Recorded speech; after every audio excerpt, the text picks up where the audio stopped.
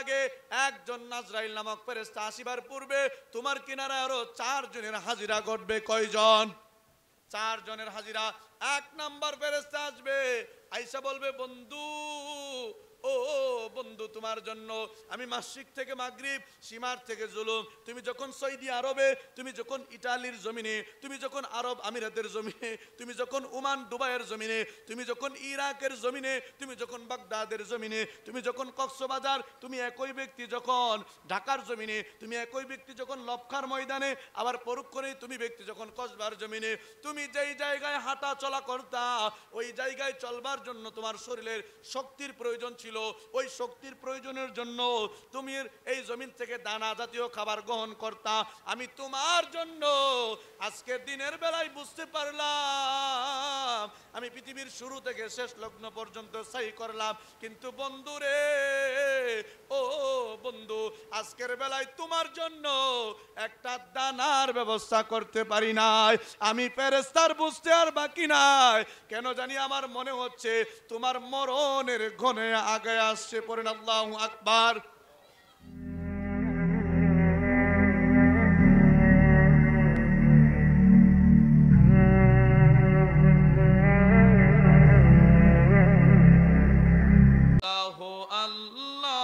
আল্লাহু আল্লাহ, আল্লাহু আল্লাহ, লা আল্লাহু আল্লাহ, আল্লাহু আল্লাহ, আল্লাহু আল্লাহ, আল্লাহু আল্লাহ, আল্লাহু আল্লাহ, আল্লাহু আল্লাহ, আল্লাহু আল্লাহ।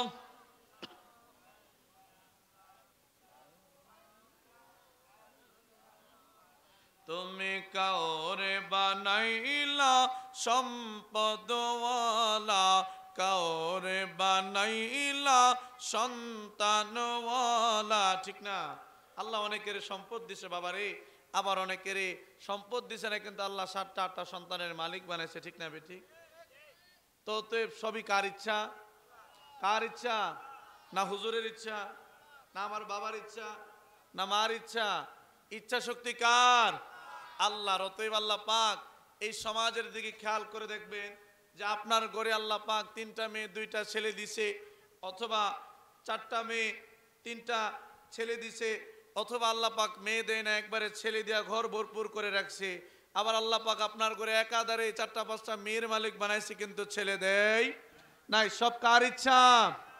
আল্লাহর ইচ্ছা। সকলে পড়ি, তুমি কাওরে বানাইলা সম্পদওয়ালা, কাওরে বানাইলা সন্তানওয়ালা, কাওরে বানাইলা সম্পদওয়ালা, কাওরে বানাইলা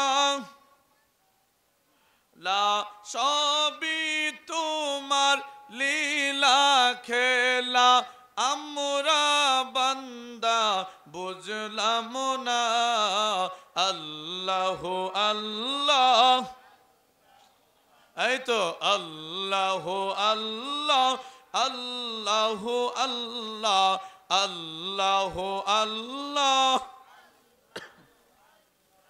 আল্লাহু আল্লাহ, আল্লাহু আল্লাহ, আল্লাহু আল্লাহ, লা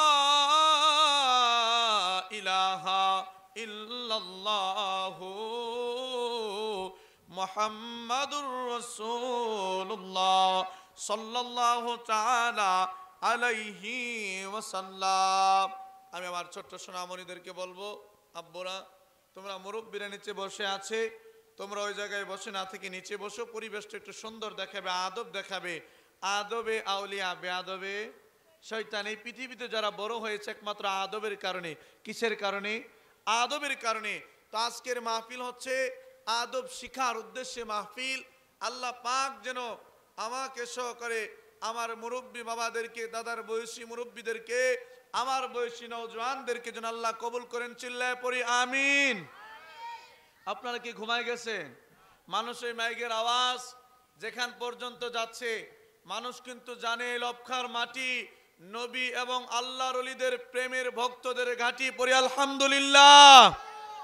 উচ্চ আওয়াজে তাকবীর দেন, নারায়ে তাকবীর, নারায়ে রিসালাত।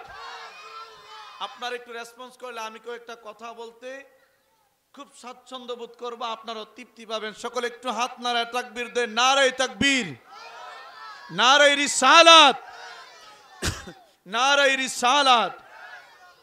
আল্লাহ কবুল করুক, পড়ি আমিন। দেখেন বাবারা, আজকার দিনে এই মজলিসে, জান্নাতের মজলিসে জান্নাতীরাই বসতে পারে। দেখবেন এমনও লোক আছে দোকানের মধ্যে এখনো বসা, আরে আমি মাহফিলে গেছি না, কি হয়েছে, আমি কি জান্নাতি না? হুজুরকে এটা বুঝাইতেছে। আরে মিয়া, আমি বোঝানোর ক্ষমতা নাই, আমার আল্লাহ ও তার ক্ষমতা বলে, আমার রসুল বলে। কথা বলেন ঠিক না বেঠিক? আমার রসুল বলে মাজালিসুল উলামা রাউদাতুম মির রিয়াজিল জান্নাহ। যেই মজলিসের মধ্যে আলেমরা কুরআন ও হাদিসের কথা বলে, সেই মজলিসটা, আজকের এই মাঠটা তো আগে থেকেই দামি, ঠিক না বেঠিক? কেনটা এটা মসজিদের মাঠ, ঠিক না বেঠিক? এই মাঠটা আগে থেকেই দামি। এরপরে নতুন আরেকটা লকব, নতুন আরেকটা মর্যাদা, সেইটা হচ্ছে আজকের এই মজলিসটা মাহফিলের মঞ্চ এবং মাহফিলের মজলিস, এলমের আলোচনার মজলিস, এলম না বেঠিক? অতএব আল্লাহ পাক, আমি প্রথম দিকে কথা বলার ক্ষেত্রে সমস্যা ফিল করি। একাধিকবার দেখছেন যে অ্যালার্জির সমস্যার কারণে বারংবার এই কাশির উৎপত্তি হয়, কিন্তু কয়েকবার আপনারা যদি আমার একটু সাপোর্ট দেন, আমি একটু কথা বলা শুরু করলে ইনশাল্লাহ এই মেশিন আর দুর্বল হয় না। পড়েন আলহামদুলিল্লাহ। যদিও কণ্ঠের মধ্যে সুর না থাকে, কিন্তু কথা শুনে মজা পাইবেন। এটা এই জন্যই পাইবেন কারণ মুখ দিয়া কিচ্ছা কাহিনী বলার মতো বেটা আমি না। নবী ও তার রসুল, আল্লাহর ওলিদের আখলাক ও আমলকে পূর্ণরূপে আলোচনা করা, আলোকপাত করা, এটাই আমার বড় আদর্শ। পড়ি আলহামদুলিল্লাহ। সর্বপ্রথম আজকে যে কথাটা আমার পূর্বের বক্তা আলোচনা করেছেন, একটু না শুনলে বুঝবেন না, একটু সুর দিয়ে একটু কথা বলি। যে বিষয়টা হচ্ছে, হুজুর আলোচনা করেছেন কুল্লু নাফসিন যায়কাতুল মউত। আমরা সবাই কি একটু কথা বললেন, বাবা কিছু শিখার জন্য আসছেন, কাজে লেগে যাবে। আমরা সবাই কি মরণশীল ইনশাআল্লাহ। আমি তো বক্তার শেষ নয়, আমার পরে আমার খুব গর্বের বিষয়, আল্লাহর কাছে লাখ কোটি শুকরিয়া, প্রিয় রসুলের সদকায় রবের কাছে আমি শুকরিয়া অগণিতবার করি। যেই মানুষগুলার মাহফিলের শ্রোতা ছিলাম আমি, আজকে সেই মানুষগুলার একই মঞ্চে, একই স্টেজে বসার এবং কথা বলার সুযোগ করেছে, দিয়েছেন কে? আল্লাহ। আলহামদুলিল্লাহ বলার মতো বিষয় না এটা।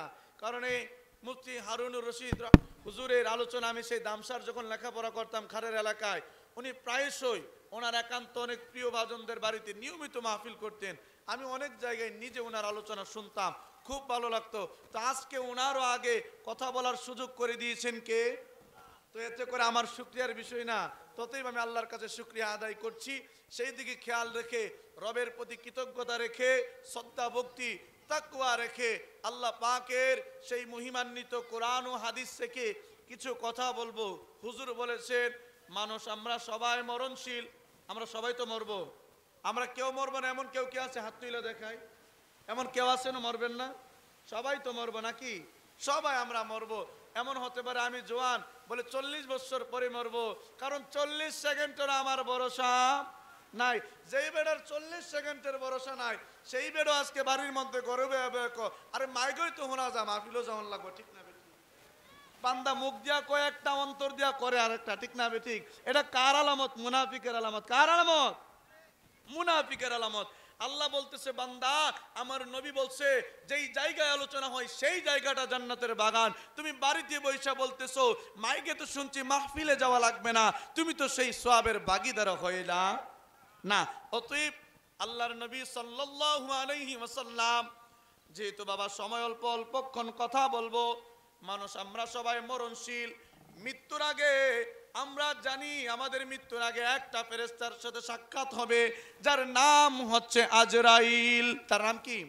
আজরাইল, জমেরো জম। সেই জমেরো জম যার নাম হচ্ছে আজরাইল আলাইহিস সালাতু ওয়াস সালাম। এই আজরাইল এই দায়িত্বটা এমনিতে পাই না। আমার আল্লাহ যারে যেই দায়িত্বটা দিবেন, যেই দায়িত্বটা তার কাঁধের মধ্যে অর্পণ করবেন, আমার আল্লাহ নিজে পরীক্ষক হইয়া দুনিয়ার মধ্যে আমরা যেমন করে সার্টিফিকেট অর্জন করার জন্য পরীক্ষার কেন্দ্রের মধ্যে পরীক্ষা দেওয়া লাগে, আমার আল্লাহ পাক রব্বুল আলামিন বাবারে আজরাইলের দায়িত্ব দেওয়ার আগে, মিকাইলের দায়িত্ব দেওয়ার আগে, ইসরাফিলের দায়িত্ব দেওয়ার আগে, জিব্রাইলের দায়িত্ব দেওয়ার আগে আমার আল্লাহ নিজে তাদের পরীক্ষা নিয়েছেন। পড়ি আল্লাহু আকবার। যে অনেকে আছে, অনেকের বাবা মা অকালে মারা যায়, হয় না? অকালে বলতে কোনো মৃত্যু অকাল নাই, মৃত্যুর কোনো কাল আছেও? কতক্ষণ মৃত্যুর কোনো কাল আছে? কাল নাই, সময় না, এটা সময় ছাড়া করে, ঠিক না বেঠিক? এটা এটার ইচ্ছায় তার রবের হুকুমে এটা নাজিল হয়। তো আমাদের অনেকের প্রশ্ন থাকে যে হুজুর আমার বাবা তো অকালে মারা গেছে, আমার বাবা তো অকালে মারা গেছে, আমার চাচা মারা গেছে 60 বছরে, আমার বাপ মারা গেছে হুজুর 40 বছরে, হুজুর আমার আল্লাহ মনে আমার সাথে বড় জুলুম করছে। আজরাইলকে আমার আব্বারে দেখলো, এই লক্ষা গ্রামে আর কেউ দেখলো না, আছে না নাই প্রশ্ন? আছে। এবার দেখেন ঘটনা কি ঘটলো। আমার আল্লাহ বলে 4 জন ফেরেশতা পাঠাইলাম, সবাই ফেল হইলে 7 নাম্বার যখন আজরাইল পাঠাইলাম, এই দায়িত্ব আমি আল্লাহ এমন ভাবে দেই নাই, তারে পরীক্ষা নিছে। আজরাইল গেলে মাটি পূর্বের নেই কান্নাকাটি করে, মাটি পূর্বের নেই কান্নাকাটি করে, রুনাজারি করে, কিন্তু আজরাইলের মনের মধ্যে বিন্দু মাত্র মায়া জন্মায় নাই। আজরাইল তার রবের হুকুমে এক মুষ্টি করে মাটি হাতের মধ্যে নিল, এত বড় লম্বা আদম। এবার আল্লাহ কয় আজরাইল পরীক্ষায় তো পাস, কিন্তু পাস হইলেও পুরস্কার আছে না নাই? কথা বলেন আছে না নাই? পুরস্কার আছে। এবার আমার আল্লাহ বলে আজরাইল রে, তোমারও তো একটা পুরস্কার দিতে আমার বড় মনে চায়। আল্লাহ রে, আজরাইল বলে আল্লাহ আপনি পুরস্কার দিবেন, আপনার এই পুরস্কার আমি আবার কেমনে গ্রহণ না করি? এই রকম অপদার্থ, এই রকম অকৃতজ্ঞ তো আমি আজরাইল না। দেখেন বাবা ঘটনা কি ঘটলো। আজরাইল আমার আল্লাহ বলে আজরাইল দায়িত্বটা বড় সহজ, কিন্তু অনেক মানুষে তোমার গালি দিবে, অনেক মানুষে তোমার বাবা নাই তাও বলবে তোমার বাবার ধরে গালি দিবে, তোমার মা নাই তোমার মা ধরে গালি দিবে, তোমার বংশ পরম্পরা ধরে গালি দিবে। আজরাইল রে, এমন একটা দায়িত্ব তোমার দিলাম, 60 হাতের বডির যে আদম বানাইলাম, সেই আদমের রুহু কবজ করার জন্য আমি আল্লাহ যাদেরকে জীবন দিব তাদের মৃত্যু করার জন্য এই দায়িত্বটা তোমার নিতে হইব। আজরাইল এবার মনটা খারাপ করে ফেলছে। আজরাইল বলে আল্লাহ এটা একটা দায়িত্ব দিলেন, কন্যা আল্লাহু আকবার। আমার আল্লাহ বলে আজরাইল, ও আজরাইল চিন্তা করিও না, তোমারে কেউ গালি দিবে না। পড়েন না সুবহানাল্লাহ। আমি আল্লাহ বন্ধ করে দিলাম রাস্তা। কেমনে বন্ধ? কাও বাজান আব্দুল ওয়াহাব মিয়া সাহেব ও অমুকে দিয়ে মারা গেল, কেমনে মরছে? কাউ কেন হঠাৎ করে বুক ব্যথা উঠছে, বুক ব্যথায় মারা গেছে, খবর নাই। আজরাইল যে শুরুর থেকে তার পিছনের হাতিয়ার হয়ে আছে, ঠিক না বে ঠিক? মরছে কেমনো? ও রোডের মধ্যে অ্যাক্সিডেন্টে মারা গেছে। মরছে কেমনে? ঠেড়া পড়ছে পশ্চিমের বিলের মধ্যে। মরছে কেমনো? হঠাৎ করে একটু জ্বর হইছে, ডাক্তারের কাছে নেওয়ার পথে মারা গেছে। আজরাইল যে রুহুনে, এই খবর কি আপনার আমার আছে? কথা কোন আছে? এই খবর ভোলায় রাখছেন কে? ভোলায় রাখছেন কে? আল্লাহ। এই মহান কুদরত ওয়ালা খুদার কারিশমা কৌশল বুঝার ক্ষমতা কি আপনার আমার আছে? কথা বলেন আছে? নাই। সে আল্লাহ পাক রব্বুল আলামিন তার প্যারা হাবিব সাল্লাল্লাহু আলাইহি ওয়াসাল্লামের একজন সাহাবীর কথা আমি বলবো, যেই কথাটা বাবারে বলতেছিলাম, আপনি আমি মরণশীল, আপনি আমি কিশীল? মরণশীল। সবাই আমরা মরবো, কেউ থাকবো না। একদিন আমি যেমন করে পূর্বের বেলায় আব্দুল মমিন সাহেবের জানাজা অংশগ্রহণ করছি, যেই মাত্র খবর যাবে আমার ভাই মাহতাব মিয়া নাই, ওনার আব্বা অন্ধকার কবরের বাসিন্দা হয়ে গেছে, সেইভাবে হাজির হয়ে যাব। কিন্তু হাজির হলে মনে বড় একটা দুঃখ থাকবে যে লক্ষার জমিনে আমি আলোচনা করছি, ওই মানুষটার কবরের কিনারায় 2 হাত বাড়াইছি, কিন্তু ওই মানুষটা দুনিয়ায় থাকতে আমার মাহফিলে বসার সৌভাগ্য হয় নাই। অতএব মনে আকাঙ্ক্ষা রাখেন না। আল্লাহর রাস্তে বলছি, আর বেশি সময় কষ্ট দিব না, একেবারে টাইম ধরে আর 40 থেকে 45 মিনিট আমি কথা বলবো। এর মধ্যে হুজুর চলে আসবে, হুজুর একটু জিকির আজকার করে মুরব্বী মানুষ আপনাদেরকে নিয়ে খাস বিদায় দোয়া করে দিবে। এরপরে সবাই মিলে একসাথে তাবারক খেয়ে শক্তি অর্জন করে বাড়ি ফিরবো ইনশাআল্লাহ। আল্লাহর উপর ইনশাআল্লাহ তাবারকের দাওয়াত দিয়ে দিলাম। কষ্ট পাইছেন আপনারা?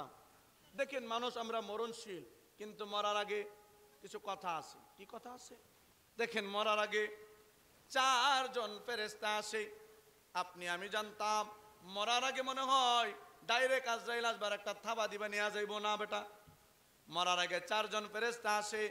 আপনার একটা লজিক দেই, দেখবেন আপনার সমাজের মধ্যে এমন কিছু লোকের মৃত্যু হয়েছে যেই মানুষটা মরার আগে 1 মাস থেকে 1.5 মাস অথবা 15 দিন অথবা 5 দিন বিছনায় পড়া, উঠতে পারে না, হাঁটতে পারে না, একমাত্র ফলের জুস ছাড়া বাড়ি খাবার খাইতে পারে না, এটারও একটা হাকিকত আছে।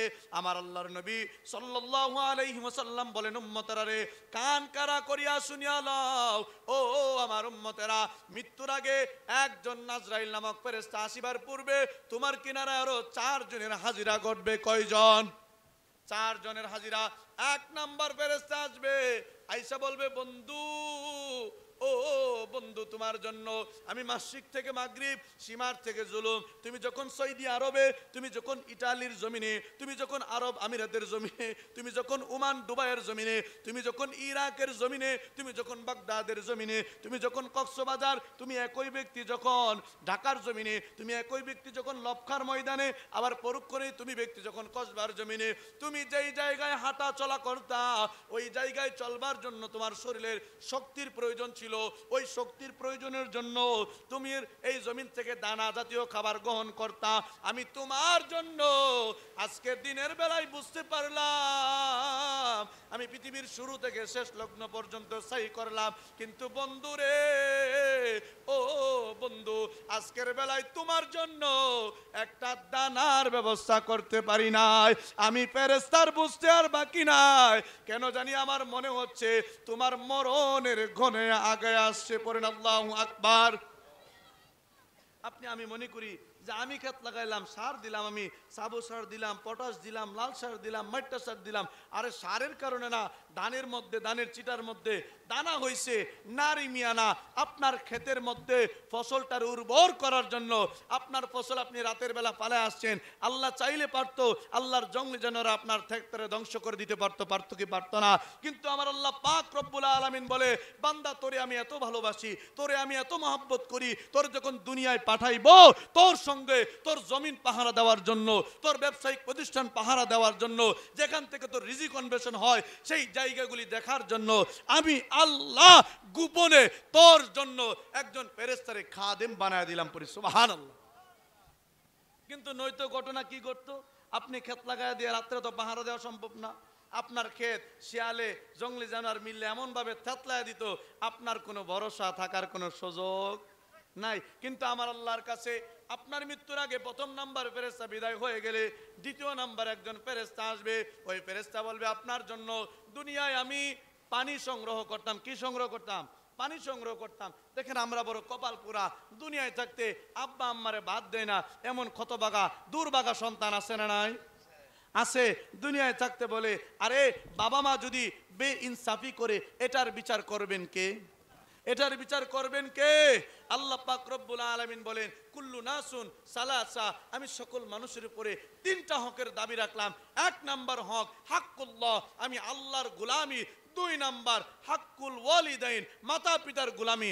3 নাম্বারে রাখলাম হাক্কুন নাস, সাধারণ মানুষের প্রতি ভালোবাসা, শ্রদ্ধা, তাদের প্রতি মহানবতা, তাদেরকে দেখলে সালাম দেওয়া, তাদেরকে দেখলে সম্মান করা, ছোটদেরকে স্নেহ, বড়দেরকে সম্মান সালাম দেওয়া, তাদেরকে ভালোবাসা দিয়ে তাদের মনে জায়গা করে নেওয়া। আমি আল্লাহ গোলাম, তোর ভিতরে 3টা হকের দাবি রাখলাম। কিন্তু দুনিয়ায় এসা আমরা এমন কপাল পোড়া হইলাম, সন্তান হইয়া বলি, আমার মা আমার বড় ভাইয়ের সাথে বড় ইনসাফ করছে, আমার সাথে সম্পদের ভাগ কম দিছে। আরে কপাল পোড়া সন্তান, মা বাবা ঠগানোর ক্ষমতা নাই, আল্লাহ না ঠগাইলে। ঠিক না বেঠিক?